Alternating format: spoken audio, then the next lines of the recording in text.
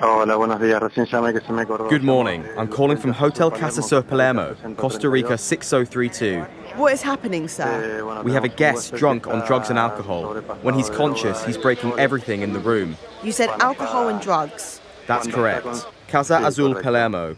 We need to send someone with urgency because I don't know if the guest's life is in danger, because he's in a room with a balcony, and we were afraid he could do something that threatens his life.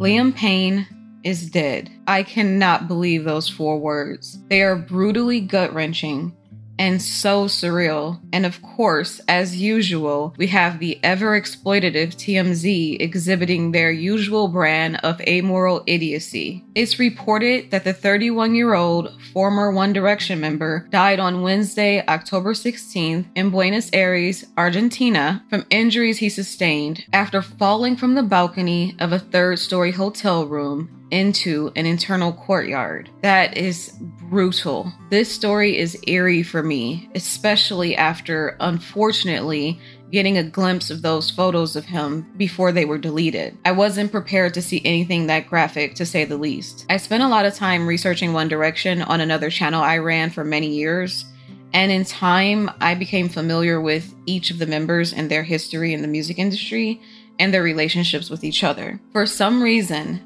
Liam Payne always stuck out to me as particularly troubled. There was a profound sadness about him and in his eyes in recent years that some people did take note of. However, there were many people who didn't realize it. And it was those rather oblivious people who chose instead to bully and lambast him relentlessly as cringe, pathetic, problematic, when it was so clear he was a person in grave need of help. And it is a fact that he was being bullied relentlessly by the public before any abuse allegations ever surfaced. A source exclusively told Page 6 after his death that Liam had been cycling through periods of ruinous behavior for a long time. He was open about his struggles, but tried to downplay them at times. His demons were much worse than he let on. As far as I can remember, Liam has been talking about struggles with his mental health and alcoholism since he left the band and possibly before he left the band. So it's not like it was a mystery that he was struggling. So whenever the public was bullying him, it was with the knowledge that he admitted to struggling at many different times in his life. Starting as early as the band days, Liam reflected on issues with alcohol abuse and how he dealt with bouts of depression and suicide ideation. Certainly, this was compounded by the rigorous schedule the boys were made to keep in that band, especially regarding touring every single year the band was in operation, from 2010 to 2015, in addition to releasing an album every single year, in addition to documentaries and other marketing obligations. They never rested, and this was well known. And this remains one of the biggest criticisms of the executives behind the band, such as Simon Cowell, who signed the boys after their discovery on X Factor in 2010. And at the time, their ages consisted of 16, 17, and 19 years old. Fast forward to One Direction disbanding after taking an indefinite hiatus in 2015. Liam particularly mentioned that he both didn't want the hiatus, but it was also probably a good thing for his mental health. But he seemed to be the most keen to get the band back together and have a reunion, which is something he was always noted as talking about, sometimes without the other boys' permission. But the brutal public flagellation of Liam really began when his long-awaited album dropped in 2019. On his first studio record, he had penned a song titled Both Ways, in which he bragged about his partner at the time being bisexual and having threesomes with him and another girl. However, the public deemed this song quite biphobic and raked him over the coals for it. He would later go on to apologize for penning the song, conveying that he had made his debut album, which was critically panned, during a difficult and confusing time in his life, and that he was sorry to anyone he had offended with the content of it. This public hiccup would merely be the beginning in a long slew of public lynchings of Liam. Whenever he did something his critics deemed even remotely distasteful, he was never spared, not even for a second, even for penning lyrics as innocuous as, "You know, I used to be in 1D, now I'm out free," from Strip That Down in 2017. That lyric was interpreted in all the worst possible ways, and he was criticized for it. Oddly, he seemed to be the only member of 1D actually held to account for his public mistakes, as 1D fans tend to viciously protect any of the other members who have had public controversies, some worse than Liam's, but for some reason, Liam was always cast as the devil incarnate whenever it came to the court of public opinion, and in particular, the 1D fandom's support. Liam would later go viral in 2021 for a heartfelt podcast he had given on The Diary of a CEO with host Stephen Bartlett. In that interview, Liam got candid and rather emotional when discussing many topics in earnest, such as self-reflection, his rock bottom, and his battle with alcoholism and sobriety, the ups and downs during his time in One Direction and what he felt it cost him, his evolving relationships with the other band members, his son named Bear, who he had with former X Factor judge Cheryl Cole, and ultimately his future. It was a refreshing look at Liam for the fans and really endeared him to the public because of his vulnerability and honesty. However, the next major controversy he experienced that brought an outsized amount of backlash on him was as a result of first a drunken brawl he had at a music festival with the rapper Quavo, who he worked with in the past, followed by an interview he gave on Logan Paul's podcast, Impulsive. In that interview with Logan, Liam would admit to the mistakes he made during his incident of public intoxication at a music festival in the controversy with Quavo. He would then quickly embroil himself into new controversy with the 1D fandom when he suggested that the band had been created after Simon Cowell met him and decided he wanted to make him the lead singer in a boy group. Liam had met Simon Cowell in, I believe, 2009, long before the other boys, because he had auditioned for X Factor previously. According to Liam, his meeting Simon Cowell previously inspired the concept behind 1D, of which he was reportedly, or at least in his mind, one of the founding members. He also rubbed many people the wrong way when he compared his early streaming numbers following the disbanding of 1D to other members and boasted how he had outsold his ex-bandmates at the time, which very well may have been true in 2017. However, that is no longer the case, as Harry has long since become the most popular and most successful member, bar none. I'm fairly sure Harry has to date outsold and outstreamed all other members of 1D combined. So this slight by Liam was seen as unforgivable by the 1D fandom, and they proceeded to crucify him for it online, which led to Liam taking a year-long break from social media and doing a stint in rehab in Louisiana. He would later return to the public eye in July 2023 in a strange video that I personally didn't find very reassuring. The video seemed dark in many ways,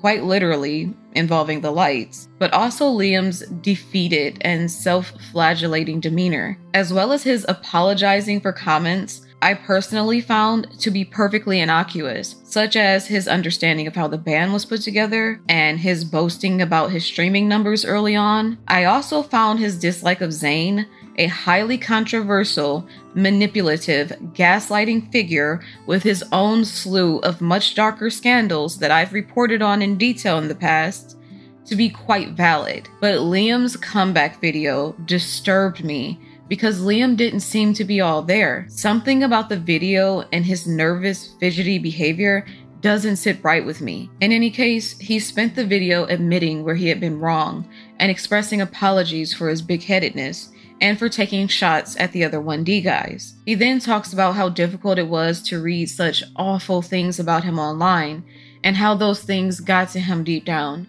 And you can only imagine how horrendous that must have been for he and his family. Seeing him denigrated without mercy and mocked and lynched to no end for the most innocuous comments in this insane viral spectacle must have been very hard for everyone involved in his circle. I personally feared we would lose him back then. He was being overwhelmed with hate from all corners of the internet at the time, including by popular podcast host zayn, who was usually known for being quite earnest and sensitive and compassionate. But what Liam went through in that moment, where everybody dogpiled him, is something many people could not survive emotionally. Liam also admitted to being 100 days sober after his time in rehab. It was just a heartbreaking return. And I actually pulled up my old IG post when I first saw his return over a year ago in July 2023, and I was just posting how I reacted to it. His state in that video disturbs me, and it disturbs me now as I look back on it following his horrific and untimely departure from this world. The warning signs of his tragic fate were all present. It was really only a matter of time before it came to fruition. One of Liam's final public appearances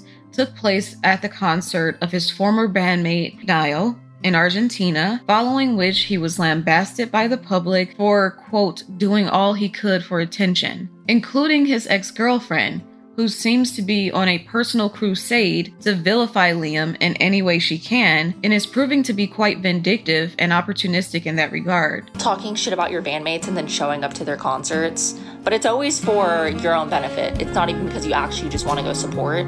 You want to go stand up there and like take the attention away from everyone. Meaning she never misses an opportunity to dunk on Liam following their breakup. Here she was commenting on a fan's post and clowning Liam for having a good time at Niall's show weeks before his death. Her behavior reminds me a lot of Selena Gomez, who factually engages with fans on a very petty level on social media to instigate drama, then pulls back and plays the victim whenever it's convenient. I just wanted to come on here and make a few more points and also discuss a few more things, things that have come to light recently.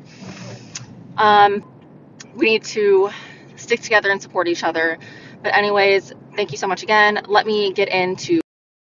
I don't know, but something about Maya's behavior really rubs me the wrong way. Typically, abuse victims don't engage in such petty, vindictive, attention-seeking tactics online if they are truly traumatized, like she claims to be. Her behavior instead reeks to me of a bitter woman scorned who is trying to get even. It's more in line with someone trying to publicly stick it to her ex in any way she can because he's in a new long-term relationship, up to and including through a fictionalized book where she accuses him of many unsubstantiated things, and has been encouraged by the public's sentiment turning against him in 2022. Since then, she has taken every opportunity to capitalize on Liam's public unraveling and the public lashings he has received as a result of it. Again, I am in no way saying Maya's allegations of abuse should be summarily dismissed.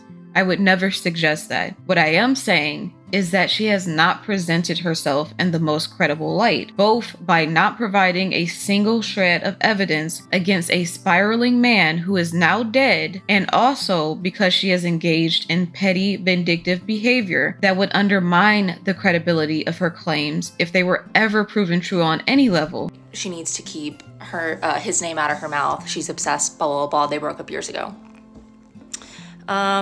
Well, I made a 5-second TikTok about something he talked about on a podcast. He was the one airing out everyone's dirty laundry on a podcast. So it's okay for him to talk shit, but the minute I make a 5-second video, it's over, right? She is still being petty, bitter, and vindictive online. Here she is in 2022 when the public was lynching Liam for his comments on the Impulsive podcast, joining in and trolling him. It's not my beef, but you know, we Team Bryce out here. Even the paparazzi Team Bryce. Oh God. Yep, that's totally the behavior of a deeply traumatized, emotional abuse victim. Here she is again, engaging with fan gossip on a very petty level and playing into speculation about who the mystery band member was who hemmed Liam up backstage, which Liam spoke about in the Impulsive podcast and was later mocked over because he recounted it in a humorous way. I think it was well known within the band that I don't like taking. I made it very obvious, I'm not going to tell you how. There was one moment where there was an argument backstage and one member in particular threw me up a wall. So I said to him, if you don't remove those hands, there's a high likelihood you'll never use them again. Okay, I see this all the time everywhere. I've heard his insufferable stories so many times, and he told me it was Zayn, so...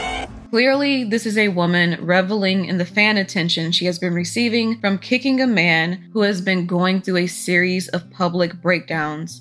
public intoxications, and worryingly strange behavior. A man she also claims has reached out to her obsessively regarding his suicidality, and yet she is still publicly trolling him in every way she can because he deserves it, I guess. And it's also important to note the timing of Liam's death with regard to his ex's multiple exposés on him, which began with the May 2024 release of a book she wrote titled Looking Forward, which quite literally, in her words, is fan fiction inspired by her life with Liam. She chose to fictionalize the book to avoid a libel lawsuit because, in her words, when you state something is truthful, it has to be 100% factual, and for some reason that was a problem for her. She framed it as because she didn't want to tell the whole truth, meaning the much darker things he did. But from my position, I don't read that statement in a charitable light. I have no reason to. I read that as her not wanting to present it as factual because it's not factual, not because she's trying to protect much darker things Liam had done. What would be the logic behind protecting much darker things he had done if you're trying to get the public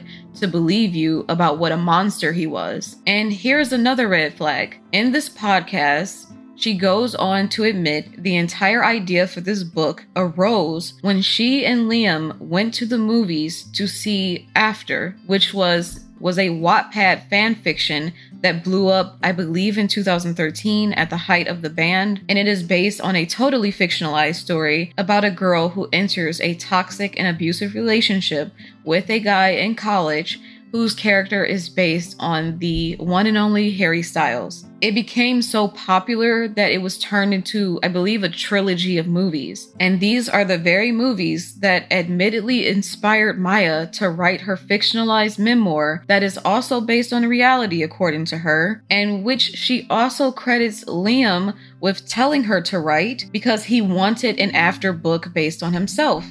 But I actually got the idea because have y'all seen the After movies or like, you know? Oh my gosh, yes. Oh my god, I like read the fanfics when I was in middle school. Oh really? Yeah. I always liked the movies, and so the second one came out and I wanted to go see it, so Liam and I went to the movies to see it. We were Googling it after. Oh my god. We thought it was kind of funny. We were like, this movie's kind of jokes, like it's funny.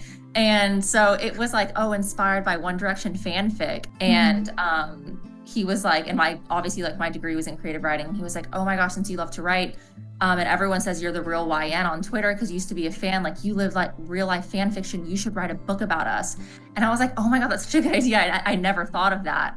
Notice how she just accuses Liam of a great deal of totally unfalsifiable things, and we're just supposed to believe everything she says, take it all at face value, because she doesn't bother to provide a shred of evidence for anything she's claiming. In such, she says that Liam encouraged her to write a totally defamatory book about himself that she alone would profit from. Well, that's convenient. Days before Liam's untimely death, Maya had come forward, doubling down on more sordid details of her past with Liam on a podcast called The Internet is Dead. In that hour-long interview, she discusses Liam's alleged obsessive attempts to get in contact with her following her breakup and characterized them as manipulative because he sounded suicidal during these attempts at reaching her, and he also made allusions to his imminent death. Keep in mind that while Maya claims Liam is contacting her obsessively for help, he has been in a 2-year relationship with Kate Cassidy since October 2022. Maya described these alleged behaviors in the midst of her crusade, where she seems to be trying to expose the embattled pop star as emotionally abusive following the release of this book. This book depicts a relationship between fictional characters, one a model and one a charming pop star, that she claims to be inspired by her real life,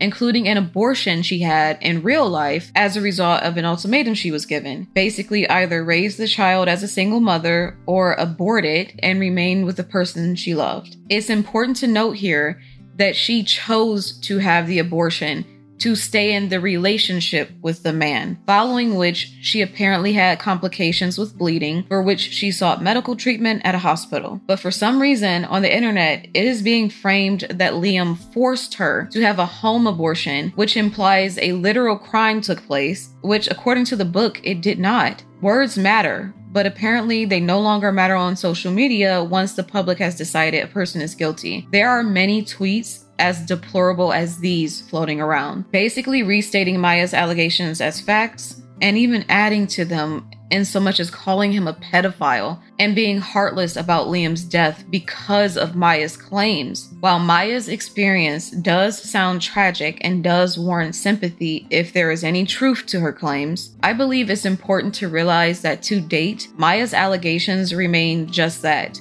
allegations, though many online have made the decision to accept them as fact. Not a shred of proof has been provided for Liam allegedly forcing her to get an abortion, as it's so often framed online, and zero proof has been provided of him obsessively contacting her or her family by phone or email to talk about his suicidality, nor has proof been provided for any other form of abuse or harassment she has alleged, like him chasing her around with an axe. And here is Maya's deeply insightful, groundbreaking reason for why you should believe her about the axe story. The events that happened in the book, like, I'm assuming those were all true, like the behaviors and stuff. Yeah. Dude, the axe thing is insane.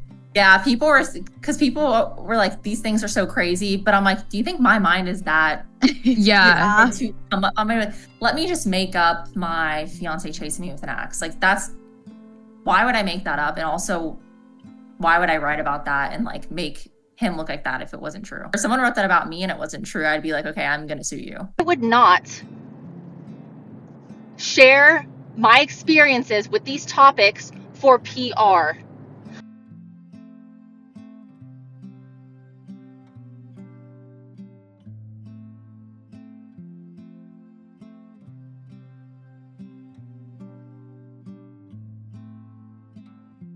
I would not make allegations and write things like this for PR.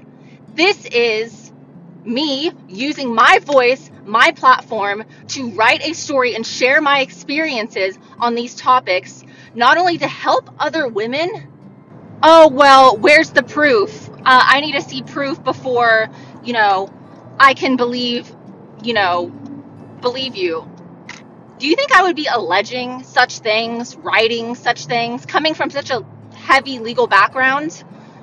Do you think that that's smart of me?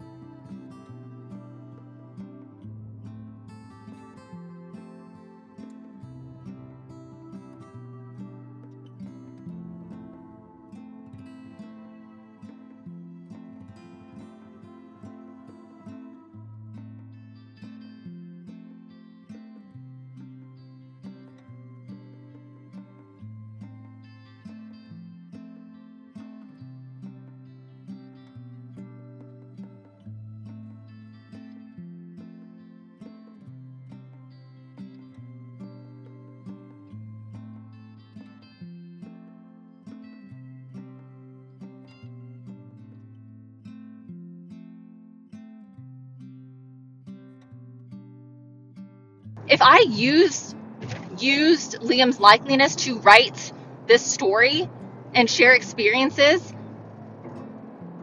why hasn't he come forward and said anything? Liam Payne, why are you silent? It's that simple. Why are you silent?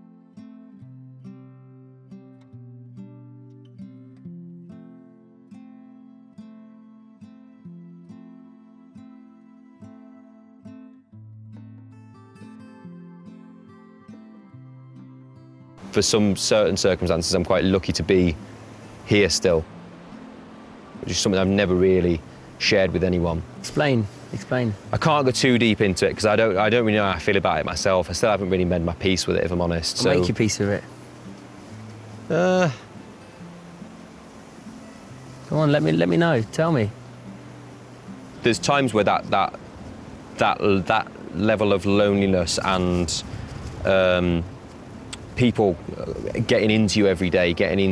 Like I say, just every so often you're like, when will they send? You know, and then that's almost nearly killed me a couple of times. As when in I've been in a you've bad wanted place. to... Yeah, when I've been in a bad place, 100%, you know.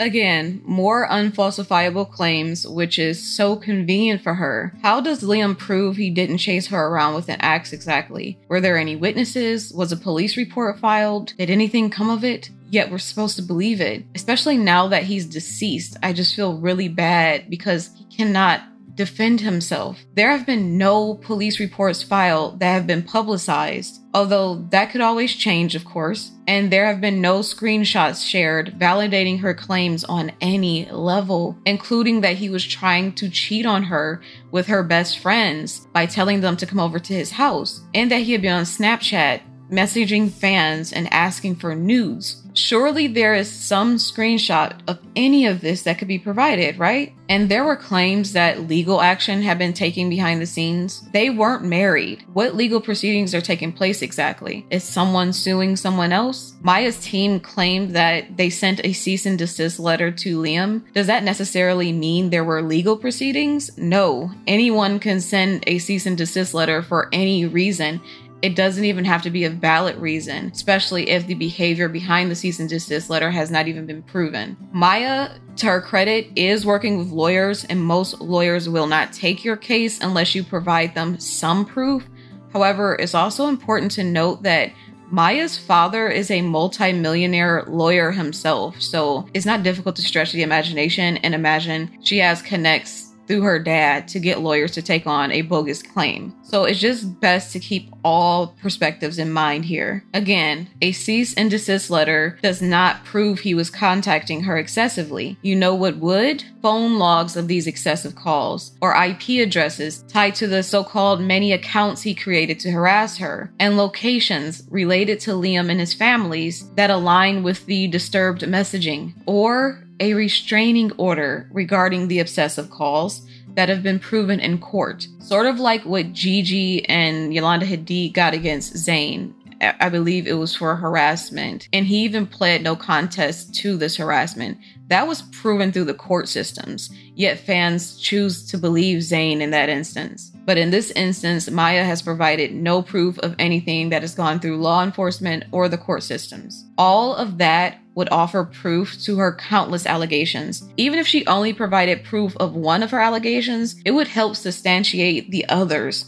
because she has accused him of many different things. And I've searched for hours to find even a crumb of evidence that she had offered to the public. It was also alleged by Maya that Liam's friends reached out to her before the release of her book to indicate that it might push Liam over the edge. While it is certainly not appropriate to make Maya responsible for Liam's mental health, I don't think this was an ill-intended or manipulative contact by Liam's loved ones the way Maya framed it was, because I think they were genuinely afraid for his life. They likely knew a bit more than the public did regarding his spiraling, hence his untimely death, and likely reached out to her in desperation to spare him. Again, that is not Maya's responsibility, of course, but if his family did indeed reach out, I don't see this as a nefarious plot or anything unreasonable for them to have done, considering Liam's state. Clearly, they would have done so in the vein of wanting to spare a loved one more public controversy because he was on his last leg and rapidly spiraling behind the scenes. Maya chose to go ahead with the release and marketing of her book anyway, which is totally her prerogative, and this release and her countless public appearances demonizing him without proof continued to defame Liam in the public eye. I don't know how true any of Maya's numerous unsubstantiated allegations are, but what we do know for a fact is that Liam has admitted to spiraling and not being very good in relationships and taking the fault for what went wrong in his relationship with Maya. He admitted to experiencing suicidal ideation and alcoholism at different times of his life. He also admitted he was not in a good place himself, so he couldn't be a good person in a relationship with someone else, which is perfectly valid. And something I found quite distasteful and misleading that might actually shed light on some of the things occurring lately took place back in 2022. Reportedly, Liam and Maya had broken up in April 2022, but this was never disclosed by the couple to the public. However, it was reported on at the time by Page Six. Later, in May 2022, a month later, Liam was spotted in public with a new woman named Elena Mala, and after photos of the two surfaced, Maya strangely made a comment on a fan account who was posting the photos and implied that she and Liam were still engaged and therefore led the public to believe Liam had been cheating on her in this flagrant and disrespectful way. Liam received a great deal of hate at the time, and I remember it vividly. I admit I was one of the people fooled by Maya's misleading comments back in 2022, and I expressed sympathy for her at the time, saying in an old video that Liam's actions were more proof that men are trash. But it was a facetious comment because I defend and criticize both men and women the same across both of my channels. But realizing now that the couple had been broken up for over a month earlier, which a statement from Liam's and Elena's reps later reflected, I regret criticizing Liam based solely on Maya's misleading comments, which seemed to be aimed at vilifying him in the eyes of the public and victimizing herself. I fell into that category of people who instinctively believed women who claimed to have been abused, because domestic violence, whether emotional or physical, is something I am very passionate about, and I have ranted about it on my old channel and on my IG for a long time. Ultimately, I would recommend taking all allegations of abuse seriously, regardless of who they're voiced by, especially in a situation with a perceived power imbalance like the one between Liam and Maya, since he is famous, wealthy, and much older than her. But also, I recommend taking all allegations that have not been substantiated with a grain of salt. We shouldn't jump to accept mere allegations as fact simply because they're being voiced by someone we personally believe to be more credible than the person they're accusing. We should evaluate them all critically in every instance and remember that in all cases, the burden of proof must be satisfied by the accuser before anyone makes final conclusions on such matters. In a court of law, Liam would be innocent until proven guilty, and we must abide by that, particularly now that Liam is no longer around to defend himself.